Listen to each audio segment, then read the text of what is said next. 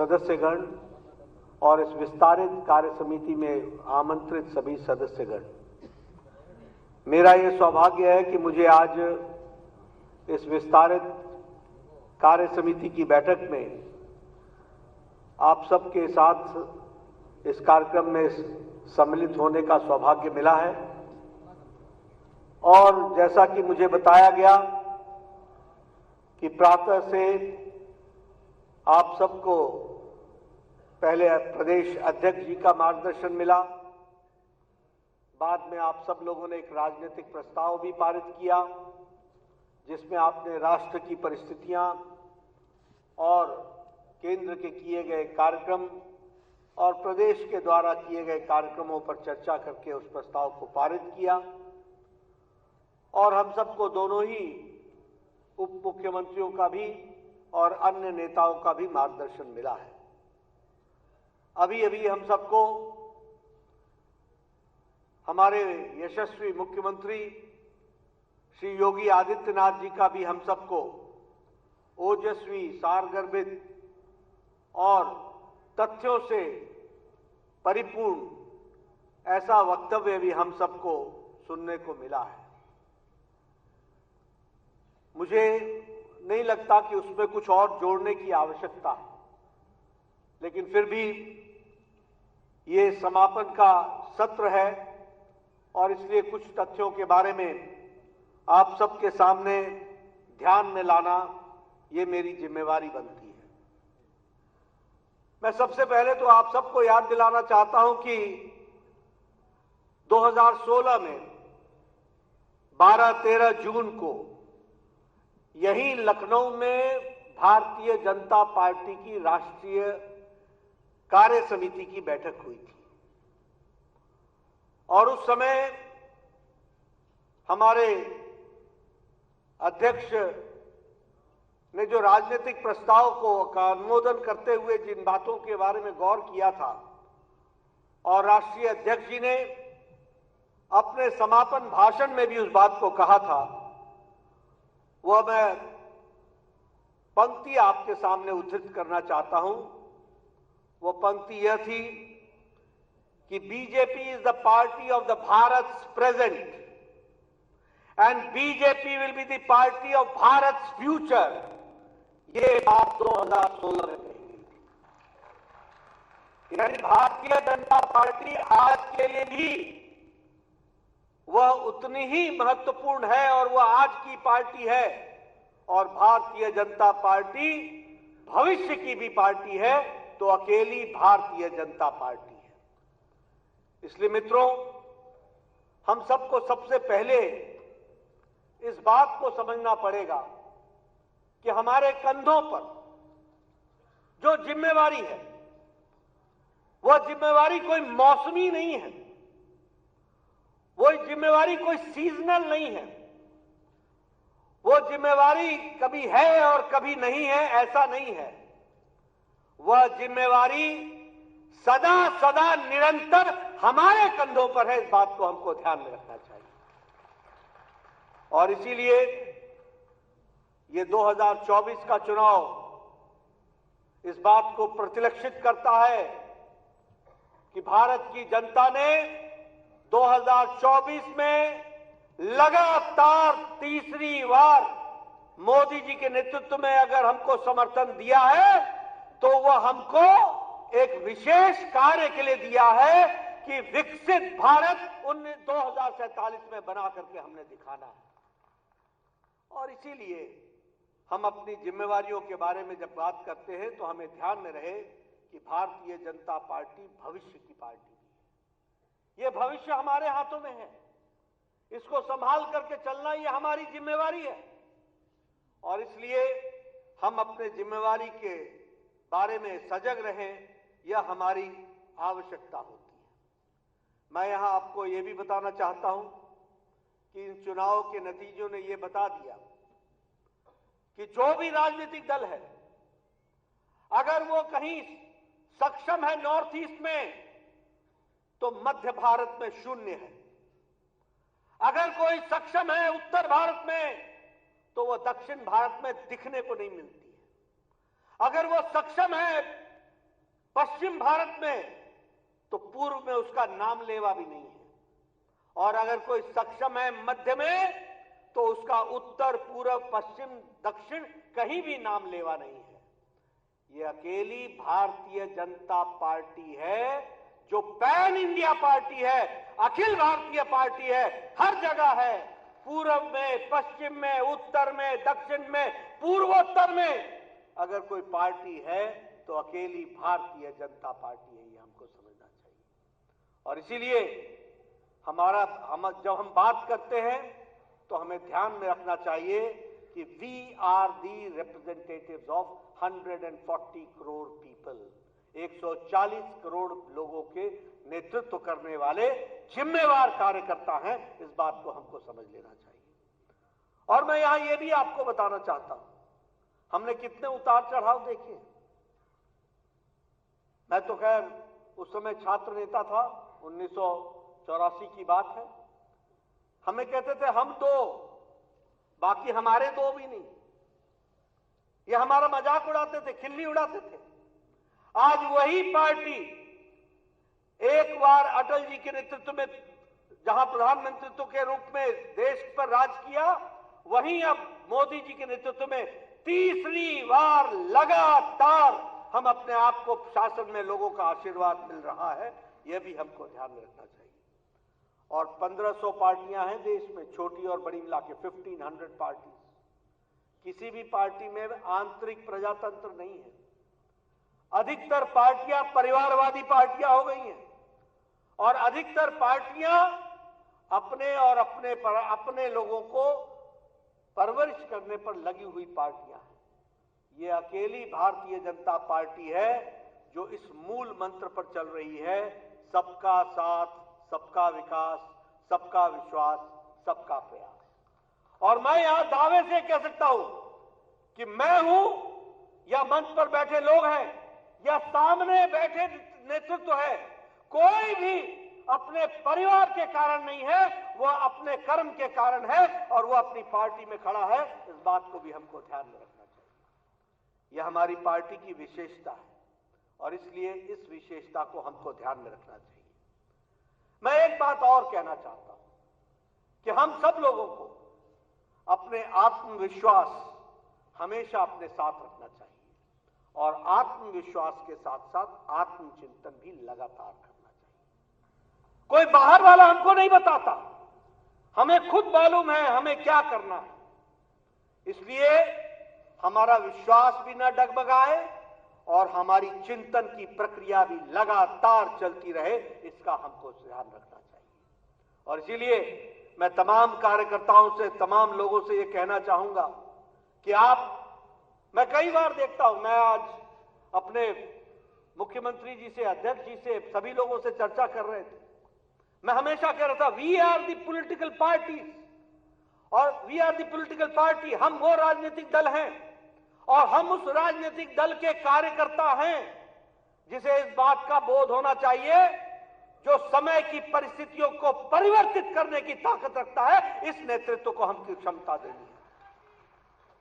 और इसीलिए हम कहते हैं कि हम पोस्टमैन नहीं हैं, हम सिर्फ आपकी बात को आगे बढ़ाने वाले नहीं हैं, हम उसमें वैल्यू एडिशन करने वाले लोग हैं, हम परिस्थितियों को बदलने वाले लोग हैं। और इसलिए, और मैं एक बात हमेशा कहता हूं कि हम कार्यकर्ता हैं और कार्यकर्ता के साथ आप भी नेता हैं और हम भी नेता हैं। ये अलग अलग नहीं होते।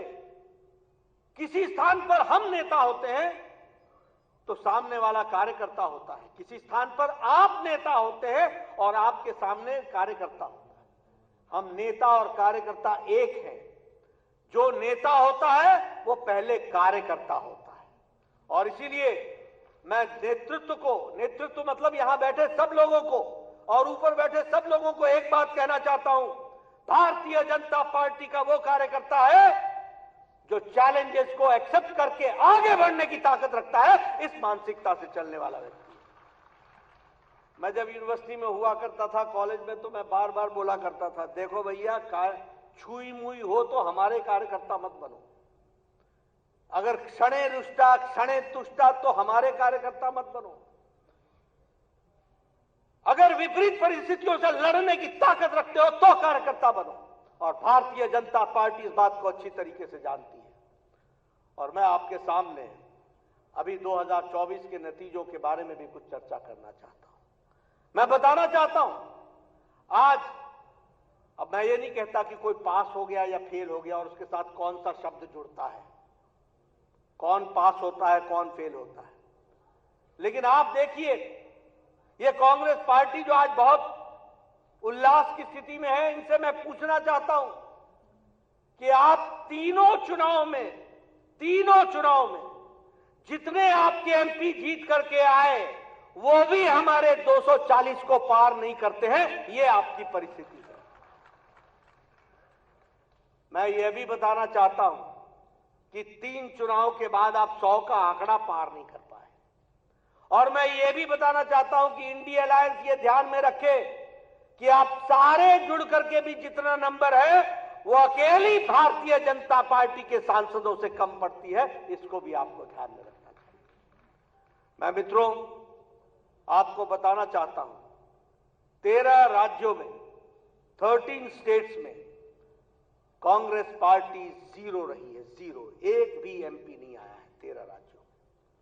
और इसके साथ साथ मैं ये भी बताना चाहता हूं कि हमारे गुजरात, महाराष्ट्र, गुजरात, छत्तीसगढ़ और मध्य प्रदेश, यहां 64 सीटों पर जहां सीधी लड़ाई हुई है कांग्रेस पार्टी से, 64 सीटों पर 64 में से 2 सीटें कांग्रेस को आई हैं, 62 सीटें भारतीय जनता पार्टी को गई है। यह भी हमको ध्यान में रखना चाहिए। और इसके साथ साथ मैं यह भी बताना चाहता हूं कि कांग्रेस का अकेले जहां चुनाव लड़ी है वहां इसका स्ट्राइक रेट है 26%, और जहां ये अन्य दलों के साथ चुनाव लड़ी है वहां इसका स्ट्राइक रेट है 50%। यानी कांग्रेस पार्टी आज परजीवी पार्टी हो गई है, अपने पर खड़ी नहीं है, अपने वोट पर खड़ी नहीं है, ये दूसरों के वोट पर, अंग्रेजी में इसको कहते हैं पैरासाइट। और आप यहां परजीवी पार्टी यानी लता की तरह किसी पेड़ के साथ चिपक करके खड़े होने की बात करती है। और यह भी हमको ध्यान में रखना चाहिए कि यह पार्टी दूसरों के सहारे खड़े होकर के उन पार्टियों को कमजोर कर देती है और खुद खड़े होने का प्रयास करती है। ये कांग्रेस पार्टी का चाल चरित्र है, ये भी हमको ध्यान में रखना चाहिए। इसलिए मित्रों, अगर मैं चुनाव की दृष्टि से बातचीत करूं तो मैं ये कह सकता हूं कि आज ये पार्टियां बैसाखियों पर खड़ी पार्टी है। कांग्रेस पार्टी रीजनल पार्टीज के आधार पर खड़ी पार्टी है, पैरासाइट पार्टी है, परजीवी पार्टी है। ये अपनी ताकत पर खड़ी नहीं होती। और ये जो इंडिया अलायंस है, ये सारा जोड़ लें तो मैं दोबारा बोलता हूं कि उनकी संख्या हमारे 240 से भी कम पड़ती है। ये भी हमको ध्यान में रखना चाहिए। इसलिए मित्रों, मैं एक ही बात कहना चाहता हूं कि हम अपने बारे में जब आत्मचिंतन करें तो सारी बातों को गौर से ध्यान में रख करके आगे के रास्ते को प्रशस्त करने के लिए चले। ये हमारी जिम्मेवारी होगी। अब मैं ये भी बताना चाहता हूं, आप सब लोग भी इस चर्चा को सुनते रहे कि लोगों में भ्रम फैलाने की कोशिश हुई कि संविधान समाप्त हो जाएगा, संविधान पर आघात होगा, संविधान को हम तोड़ मरोड़ देंगे। मैं ये पूछना चाहता हूं, ये संविधान के साथ छेड़छाड़ करने का काम का इतिहास किसका है? और मैं चाहूंगा कि आगे आप ये बात जन जन तक पहुंचाएं। कौन सी ऐसी पार्टी है जिसको इलाहाबाद हाईकोर्ट ने एक बार कह दिया कि प्रधानमंत्री का चुनाव गलत है और गलत के साथ साथ उनको प्रधानमंत्री के पद पर रहना नहीं चाहिए, तो वो संविधान बदल देते हैं, वो इमरजेंसी लगा देते हैं और वो संविधान के साथ साथ संविधान की हत्या भी करते हैं और प्रजातंत्र की भी हत्या करते हैं। इस तरीके की पार्टी है जो संविधान के रक्षक बनकर के आजकल घूम रही है। 90 बार चुनी हुई सरकारों को गिराया है कांग्रेस पार्टी ने, 90 टाइम्स। और एक तरफ भारतीय जनता पार्टी मोदी जी के नेतृत्व में 10 साल के अंदर सिर्फ एक जम्मू कश्मीर में राष्ट्रपति शासन लगाया, और वह भी पार्लियामेंट में बोल करके लगाया कि यह टेम्पररी है, इसको उठा दिया जाएगा और हम चुनाव राष्ट्रपति शासन नहीं लगाएंगे। इस बात को हम कह करके चलते हैं। ये आज प्रजातंत्र की दुहाई देने लगे, ये संविधान के रक्षक बन गए। धर्म के आधार पर आरक्षण देने वाले लोग, जो संविधान में साफ लिखा है कि on religious ground there will be no reservation, उसकी धज्जियां उड़ा करके आंध्र प्रदेश में एक बार नहीं 4 बार प्रयास होता है धर्म के आधार पर आरक्षण देना।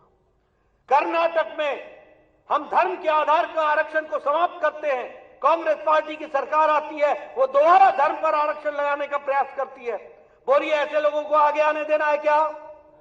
मैं पूछना चाहता हूं, आगे आने देना है क्या? ये संविधान के रक्षक है क्या? ये संविधान की हत्या करने वाले लोग हैं, ये प्रजातंत्र की हत्या करने वाले लोग हैं। अभी इनको बहुत पीड़ा हुई जब हमने ये 25 जून को संविधान हत्या दिवस के रूप में मनाने का तय किया। इनको बड़ी तकलीफ हुई, लेकिन सच्चाई क्या है? संविधान को एक बार नहीं, बारंबार अगर किसी ने आघात पहुंचाने का प्रयास किया है तो वह कांग्रेस पार्टी ने किया है और इनके नेताओं ने किया है। उसको हमको ध्यान में रखना चाहिए। मित्रों, मैं एक बात और बार बार कहता हूं और मैं उसको फिर से यहां पर भी दोहराना चाहता हूं। देखिए, देश को आगे ले जाने का रास्ता अगर है तो सिर्फ वो भारतीय जनता पार्टी है। ये हमको स्पष्ट हो जाना चाहिए और ये हमारे ध्यान में बारंबार गूंजता रहना चाहिए दिमाग में कि इसके वाहक हम ही हैं। मैं आपसे ही एक प्रश्न पूछता हूं, आप बताइए, 1500 पार्टियां हैं देश में, कौन सी ऐसी पार्टी है जो विचारनिष्ठ पार्टी है? कौन सी ऐसी पार्टी है? आप बताइए। Congress party centre to right, centre to left, left to right, right to left, जिसका विरोध किया उसके साथ समझौता किया, जिसके साथ समझौता किया उसका विरोध किया। कोई भी विचारधारा नहीं है। आप बताइए, आपके यहां जो रीजनल पार्टीज हैं, किसी में भी कोई विचारधारा है? कोई विचारधारा है? यह अकेली भारतीय जनता पार्टी है जो विचारनिष्ठ पार्टी है। और इसीलिए हम गौरव के साथ कह सकते हैं कि अगर श्यामा प्रसाद मुखर्जी ने 52-53 में कहा कि धारा 370 जानी चाहिए, तो हम लगातार आपके और हमारे जैसे करोड़ों करोड़ों कार्यकर्ता 4-4 पीढ़ियां खपा करके उस 2020 के 6 जून का, जुलाई का इंतजार कर रहे थे, जब मोदी जी की इच्छा शक्ति ने और अमित शाह की रणनीति ने धारा 370 को धाराशाही कर दिया। यह भी हम लोगों ने देखा। हम ही हैं वो आइडियोलॉजिकल पार्टी, हम ही हैं वो आइडियोलॉजिकल पार्टी। और मैंने पहले भी कहा था, मैं इसलिए पत्रकार बंधु भी नोट कर लें, सारे चुनाव में मैंने कहा राम मंदिर हमारे लिए चुनाव का मुद्दा नहीं है। राम मंदिर करोड़ों करोड़ों लोगों के आस्था का मुद्दा है और आस्था से जुड़ा हुआ विषय। और यहां मैं ये फिर से बताना चाहता हूं, 1987-88 में पालमपुर के अधिवेशन में भारतीय जनता पार्टी ने कहा था कि हम राम मंदिर के बनाने के रास्ते को प्रशस्त करने के लिए सक्रिय भूमिका अदा करेंगे। ये हमारे वाक्य हैं जो हम लोगों ने प्रस्ताव में पारित किया था। और इस वाक्य के लिए एक बार नहीं, अनेकों बार एक साथ कई सरकारों की आहुति दी, कई बार लड़ाई लड़ी, कई बार जीते, कई बार हारे, कई मुसीबतें सही। लेकिन यह भी हम लोगों ने अपनी आंखों से देखा कि जनवरी के महीने में 22 जनवरी के दिन प्रधानमंत्री मोदी जी के कल कबलों द्वारा भव्य रामलला की मूर्ति का प्राण प्रतिष्ठा हुआ। वो भी हम लोगों ने इतिहास में दर्ज होते हुए देखा। इसलिए we are ideological based party, हमारी विचारनिष्ठ पार्टी।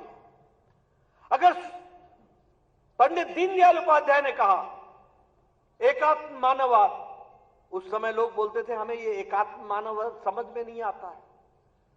और जब हमारी जनता पार्टी की सरकार बनी 77 में, और हमारी जब राजस्थान में सरकार बनी, जब हमारी हिमाचल में सरकार बनी, हमारे मुख्यमंत्री बने, हमारी मध्य प्रदेश में सरकार बनी, तो उसी को कार्यान्वित करने के लिए हम लोगों ने अंत्योदय शुरू किया। और उसी का सरलीकरण करते हुए प्रधानमंत्री मोदी जी ने एक मंत्र दिया, सबका साथ, सबका विकास, सबका विश्वास, सबका प्रयास। मैं ये बात इसलिए बोल रहा हूं कि हम लोगों ने 60 के दशक में, 70 के दशक में, 80 के दशक में, 90 के दशक में अपने विरोधियों से सुना, बारंबार सुना, what is your economic model, what is your economic model, आपकी इकोनॉमिक मॉडल क्या है बताओ, आपकी अर्थनीति क्या है ये बताओ। वो अर्थनीति को सरलीकरण के जाने के बजाय जटिल बना रहे थे। वो सामान्य व्यक्ति को समझ में न आए इस तरीके से अपनी अर्थनीति की व्यवस्था कर रहे थे। लेकिन प्रधानमंत्री मोदी जी ने हमारी अर्थनीति को सरलीकरण करके हम सबके सामने रखा, सबका साथ, सबका विकास, सबका विश्वास, सबका प्रयास। और उसी विषय को लेकर के हम आगे बढ़े हैं और हमने उसको पूरा करने का प्रयास किया है। मैं यहां जब आइडियोलॉजिकल बेस्ड पार्टी की बात करता हूं तो मैं यहां आपको यह भी बताना चाहता हूं कि we are the only cadre based party. इस बात को आप ध्यान में रखिए।